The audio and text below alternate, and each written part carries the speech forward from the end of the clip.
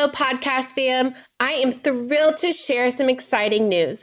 My book, Sow, Grow, Lead, is officially live on Amazon.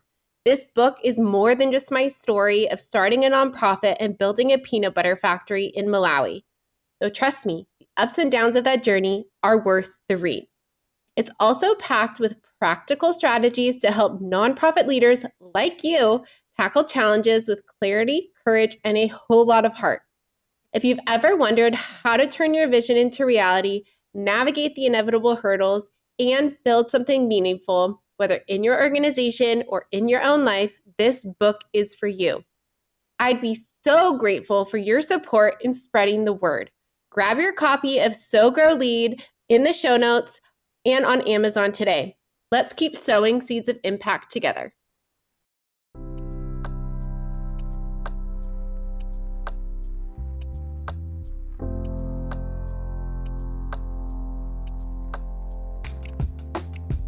Are you a nonprofit professional who's feeling overwhelmed and burnt out? Well, welcome to the Lead with Heart podcast. I am your host, Haley Cooper. On this podcast, we will share stories of leadership, courage, and empathy that'll help you learn to take care of yourself, your staff, organization, and community. You will hear from nonprofit leaders who have been in your shoes and have learned best practices to raise more revenue and make a greater impact. Let's thrive together.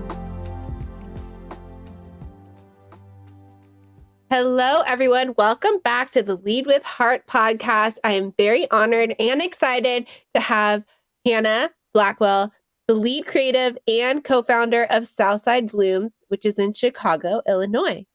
From her early days as a child growing up in the Great Plains, creativity came about in the form of dandelion bouquets and mud pies, mixed with interesting things found in the woods behind her house. Growing up in a Mennonite home and community, service went hand in hand with faith, which include yearly service trips with her youth group. Today, Hannah continues to love serving her community while expressing her creativity through her work at Southside Blooms. Welcome to the show, Hannah. Thank you so much. Well, I would love to know a little bit more about your background. And obviously, I loved making mud pies as a kid too, so I love that about you. And what led you to create Southside Blooms? Yeah, so I grew up in a tiny town in Kansas, out in the country. It was on land that great-grandparents had settled around the time of the railroad. So lots of generations have lived there. It was just a really full childhood, lots of creativity, lots of time spent outside, and definitely lots of time around nature. The little creek by our house had all sorts of interesting things. The dandelions, always a favorite. So much so that my mom named me the dandelionist growing up because I would always have to bring them to her. So I love looking back at that time because I feel what we're drawn to as children oftentimes comes out in different ways in our adult life, but it's really such an indicator of kind of what's inside of us. And so my different paths led me to Chicago in 2005, and I actually went into the hair industry. So I was a hairstylist for many years, and I just felt like that was a great creative outlet to also be connecting with people. As people really was my passion to connect with people. But Chicago, as you may or may not know, or listeners may or may not know, it has a long history of segregation, continues to this day to be a very segregated city. And so as I lived there and loved the city part of Chicago, I also started to do a lot of reading and research about kind of the dark sides of the history of Chicago. And finally, one day, I just felt like if I really cared about it, I would be doing something about it. And I would really put my life where I felt like my values were. And so I moved into the inner city, and a couple years later, met my husband who was doing similar work. We got married and moved down to Inglewood, where we started Southside Blooms. So when we first began, it was nothing like it is today. It was an idea, and it was based on how can we use nature and how can we use what we have around us to create jobs and to alleviate poverty. And that led us to flowers, and it led us to urban farming, and it led us to where we are today, which is creating jobs for youth in the floral industry right here in our community. Wow, that's beautiful. And I love that you have used what you loved in childhood. And we've had a lot of people talk about that on the podcast of tapping into that childhood creativity, especially as an adult, because we often lose that along the way. So I love that you have really tapped into that and then be able to provide services for your community. So talk to me a little bit more about what is Southside Blooms. Southside Blooms is a farm to vase florist. So we take vacant land in the inner city and we turn it into productive flower farming using an off grid flower farming system. So we use solar power and rainwater irrigation in order to take over vacant land and convert it to flower farming. So the reason that we went into flowers versus food is that flowers is actually a $35 billion a year industry, but 80% of that comes from overseas. And so we felt like if a small portion of those billions could be right here, come from the inner city, imagine what it could do to the communities that really struggle with a variety of issues, but most of it stems from poverty. And it's not just that there aren't jobs available, it's that there aren't jobs available here in the community that are easily accessed by people who are living here. So we provided a way to have a job right here in the community with a product that we can make enough money from to actually pay a good living wage and to hopefully even provide careers. So after we started our first couple farms, we introduced the flower shop side, which was very successful in also training youth in the floral industry. So now we have the farming side where they're growing the flowers, and they're also being trained in the floristry side where they're creating beautiful pieces for weddings and events and retail bouquets. Basically anything that people want having to do with flowers, we are training our youth to do that. Wow, that's fascinating. I never knew that about the flower industry and that most of it came from overseas. And now you're able to really put it back into your hometown and empower youth, which is the next generation of leaders and training in this very specific skill. So what is the importance of family-focused programs in urban areas?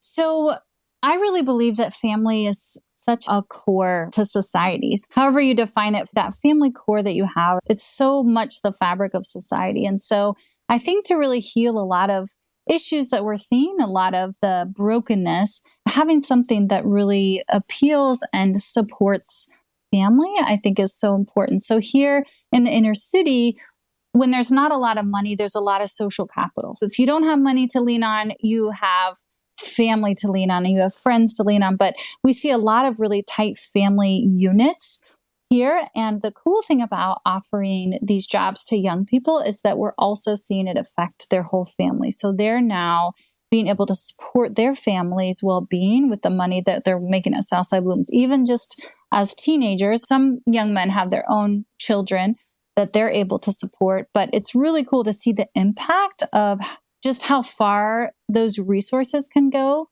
when it's put in the hands of a member of that family and how it can impact wider than just that one person, because that family structure is so strong in a community like ours. Naturally, it's going to have this really positive ripple effect to everyone around them.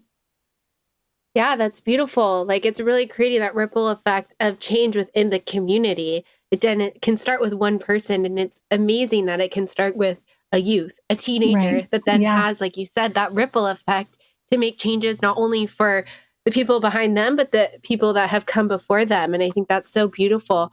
What are some of the key leadership skills that you train these youth to be able to run a flower shop? So they start in a very basic floristry, whether it be on the farm or in our flower shop. So they learn a very basic design that they're able to pick up very quickly and do that. So maybe our basic retail bouquets, our subscription flowers, and also cleaning stems, processing, planting flowers, harvesting, those kind of things are pretty basic, and we're able to train somebody right away. So it's not a long training. It's not a lot of time spent trying to learn the job. Right away, we're able to plug somebody in. So that's really important to us, that we can bring some youth off the street and right away we can have them being productive in either the farm or the flower shop. It's workforce development. So we are a nonprofit. We're a 501c3 nonprofit social enterprise. So we have a whole component. Obviously, all of this is, our mission is to alleviate poverty using sustainability. So we are trying to accomplish this mission. Alleviating poverty has a lot of levels, right? So you're not going to just alleviate poverty by giving somebody $1 and then that's it, right? They're going to need $1 the next day as well. So there's just lots of levels when you get to workforce development. There's a lot of different levels that youth are at. or the young adults that we work with. And so it's a process. So we try to start them off on this trajectory that ends in leadership.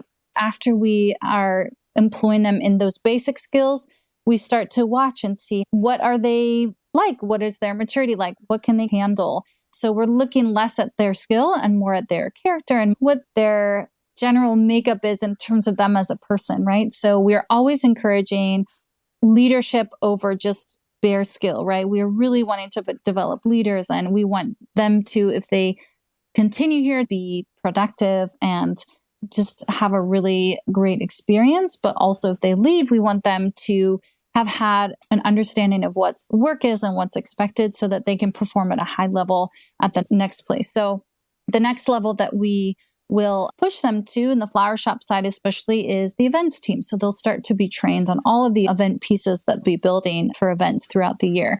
And once they graduate from that, then they are given a raise and they're added to the events team, which also gives them the opportunity to go on site on weekends. We've had youth given really big tips at weddings from the couple, which has been really cool. And it's such a confidence boost that the couple themselves want to come down and give the tip in person for the work that they're doing. So it's getting them into these spaces that they haven't had access to before, but in a way that's not just show and tell, but they're really participating. They're adding value and they're adding beauty and they're adding something really special for that couple's day. So the next level that we are able to offer youth is team lead. And that is when we see youth that are not only performing well in their skills, but their character also has that leadership component that we really want to encourage. We actually are surprising one youth tonight. We are promoting him tonight to team lead.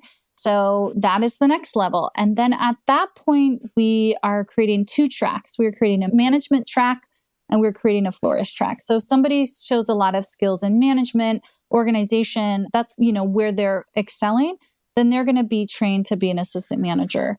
If their skills are more in floristry and creativity, and we see that coming out of them, then they're going to be taken to the assistant florist route and then hopefully head florist. So the idea is that as we grow and expand and hopefully impact more areas of Chicago, that all of our team is made up of youth that have come through the program and that have been able to really create a career here in the florist industry, which actually is fairly white if you get down to the racial makeup. So introducing youth from the inner city is a really cool way to spread that diversity a little bit out in the floral industry and bring another creative edge that may not have been there before, which we get really excited to see when that comes out.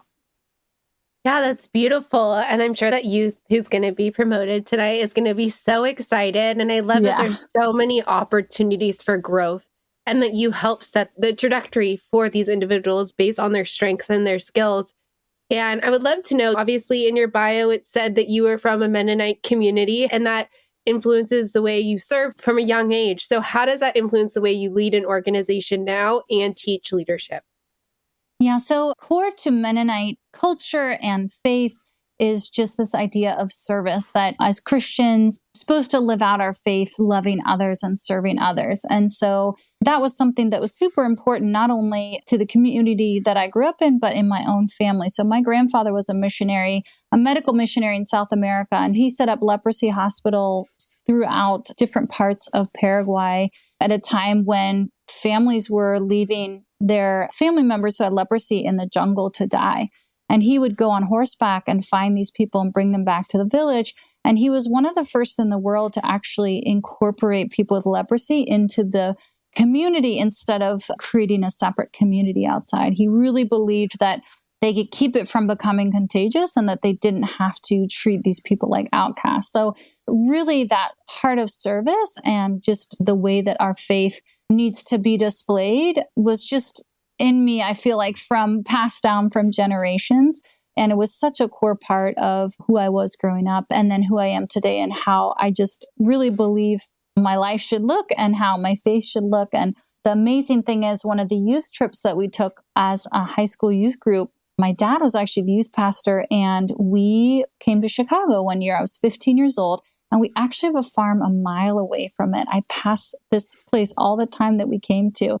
And so the fact that we came literally a stone's throw from where I would then be coming back around, to me was just really beautiful, because I feel like as I was coming to age and those formative teenage years, to have those experiences in service and also being exposed to the conditions of some of my fellow Americans, it was really eye-opening. And that week especially was a huge marker in just who I am today, and was a really important, I feel, part of my story. And it never would have happened if I wasn't in a community and a church and a family that really believed that service was so important when it comes to living out your faith.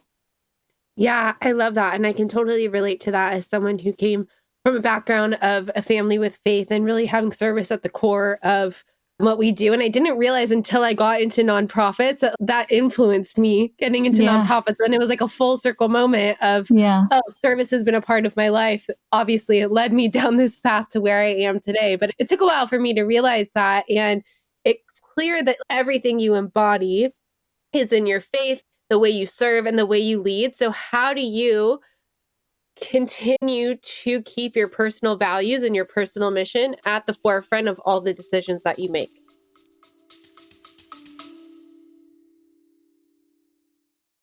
Imagine a fundraising partner that not only helps you raise more money, but also supports you in retaining your donors. A partner that helps you raise funds both online and on location, so you can grow your impact faster.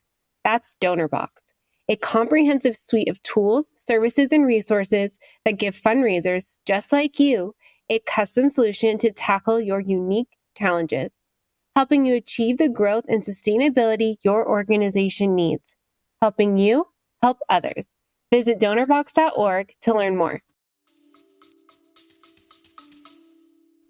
So again, I think that my faith is what keeps me strong and keeps me steady in this. There's a lot of things that can pull you away.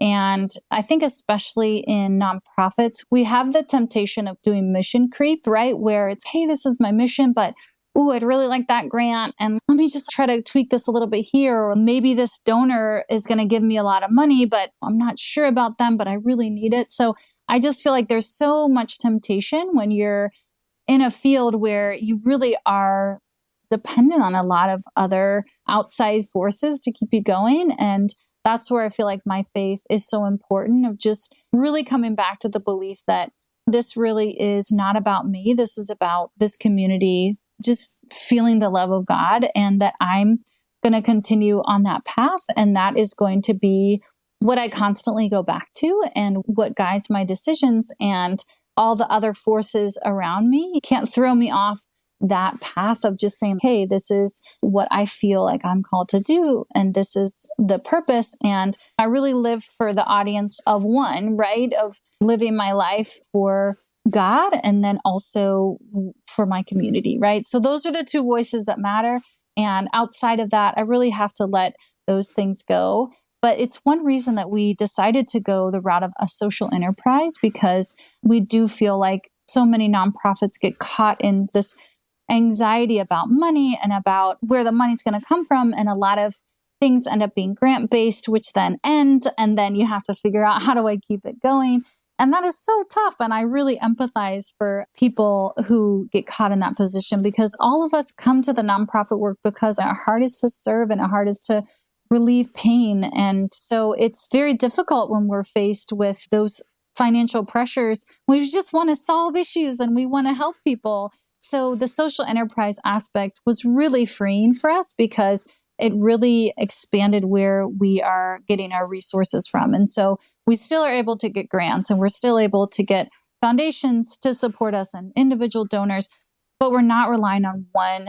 And because we're able to sell a product that's bringing money back into the organization, it really relieves a lot of that stress. And it's really cool to say, hey, 100% of this goes back into the organization. So everything that you just paid for that bouquet, all of it is coming back to create more jobs, to create more off-grid farms, to really relieve the suffering in your city. And it's something you can participate in. So it's a really cool way also to connect with people and to really change the narrative of the youth in our community. Wow, that's beautiful. And thank you so much for that response. And I had someone else on the podcast who is all about social enterprises and bringing diverse revenue streams that aren't just, he calls himself the anti fundraiser, to really build programs that are sustainable. And so, can you talk a little bit more about like the intricacies of the social enterprise? Because it is such a new term Right. for nonprofits. And like you said, there is that scarcity mindset that there are limited resources, although I believe there are abundance of resources for Mhm. nonprofits. So talk a little bit more about what a social enterprise is and how you set it up. Mhm. So, a social enterprise is essentially a business, right, that's operated within the umbrella of the nonprofit. So, we all have a mission as a nonprofit, right? We have something that we're trying to solve. And what a social enterprise does is basically use the sale of something to help solve that mission. So, we actually started a nonprofit in 2014. And we didn't do any programming for the first year and a half because we did a ton of research, talked to a ton of people. It really was good for us to slow down because I think the ideas that we had before that year, we just were going to go in like everybody else. We're just going to find somebody that can help pay for this and the right grants. But we slowed down. We looked at a lot of models and we interviewed a lot of people. We definitely came out of that year feeling like we needed to do something different. And we also realized that if we were going to create sustained change and not just affect a small group of people, we needed to really go after the core issues, which we felt like was poverty. And to really do that, we had to think about creating industry and not just creating a couple of jobs. And so I think it was a lot of really strategic questions that we asked at the beginning that really led us to a model that was more social enterprise versus a traditional model. So when we thought about creating industry, now we were looking at something that really had, we felt like the bones to solve that big mission we had, which was alleviating poverty. Because we wanted sustained change. We wanted to alleviate poverty for good, not just for the couple years that we would be around and then people would have to go somewhere else. So what we wanted to get away from is someone's dependence on us and rather creating something that could be outside of just us. And we felt like the social enterprise, again, model wasn't dependent on a particular grant or a particular foundation, but it really was drawing resources in a lot of different ways in a creative way. And so I think that those first questions as we were getting started, really key in pointing us to a little bit of a different direction. And really, I would say if people are interested in going the social enterprise route, you can't run it as a nonprofit leader. You got to run it as a business person. You got to get somebody on your staff that really is a business person. My husband, he was a history major, business certificate. Neither of us did farming or forestry. I grew up in a farm community, but we didn't farm. But he's got a brilliant business mind. And so it ended up working out really well that because I had the creative side and he had the business side, we were able to wrap those together to create. And we both have service and faith at the core. But really, it was our different skills that made it work differently than just us approaching it as traditional nonprofit leaders, rather approaching it from the other side, like a business side. Wow, what a novel idea to approach a nonprofit as a business. People forget that like nonprofits operate like a business without the bottom line. And so Yeah. it's important to distinguish the two between what a for-profit and nonprofit is, but we do have to have that business mindset to be able to make what you said, sustain change in the community. Part of your mission is environmental sustainability. So I would love to know, what does that mean to you and your organization? What does that look like for your community? So, what I'm really passionate about when it comes to environmental sustainability is to bring it down to community level. So, I feel like too often it's a buzzword and we hear about it a lot, but nobody's talking about the fact that shopping at the thrift store is pretty sustainable, right? They're talking about, hey, you should put solar panels on your home and drive a Tesla, and then you'll be sustainable. But that's not practical for our community. But I also want them to know that you can practice sustainability without having to do those things and be those highfalutin fancy folks with the Tesla. So bringing it down to a community level was really important to me. And that's why it was so cool to do what we're doing, which is taking vacant land and turning it into productive space that remediates the soil and uses what we already have, which is rainwater and solar power, to produce a really bountiful and profitable crop. So the core, I feel like, is just working with what you have and working with Mother Nature to really bring about the abundance. And to me, that is so much of what sustainability is, because that's sustainable is something you can do over a long period of time. And what you can do over a long period of time is do things that benefit the earth, right? Because then it's going to just get better instead of stripping the earth and then you have a problem on your hands. So we operate our farms as little mini ecosystems. So we use a lot of regenerative ag where we are trying to work with the little ecosystem of that space. So we have bees on the farm. We don't cut all the weeds down so that the different bugs that are there have something to eat other than just our flowers. We bring our chickens over to eat the grasshoppers if we have too many grasshoppers. So we're trying to use what we have and what can all work together to create this bountiful crop. We can't always grow everything because if we're dependent on rainwater and there's something that needs watering every day, we may not be able to grow that. So it's also looking at what we can grow and what can be produced in this particular space and in this way and still have something beautiful and something productive. So to me, it's a holistic thing and looking at it as something that can be done long term. Wow, that's beautiful. And I feel like what we give back to the earth, it'll give back to us in a full circle. And if someone's listening to this and they're like, well, I want to make environmental sustainable change in my neighborhood, but I don't necessarily have access to a farm. What are small or big things that individuals can do in their community to make environmental change? Yeah, so I do think it starts small, right? I think it starts with the decision to take the steps that we can and walk forward in those. And so, yeah, if you're able to compost your organic matter, get a couple chickens in the backyard and learn how to rely on their eggs, have a small operation like that in the backyard. Maybe it's just recycling or picking up trash around the neighborhood. I think it's just those small steps of intentionality and finding ways to be intentional about your decisions and participate in things that can benefit Mother Nature and the earth. And even if it's small, finding those things around you. I think we want to go to, well, I can't afford solar panels, so I can't be a part of sustainability. Maybe it's just reducing your trash, right? Maybe it's reusing. Maybe it's doing some thrift store shopping, not getting the newest reusable cup that's hot. Maybe it's just using what you have and you're bored with the color. It's just those little steps that are intentional. And I think that can go a long ways.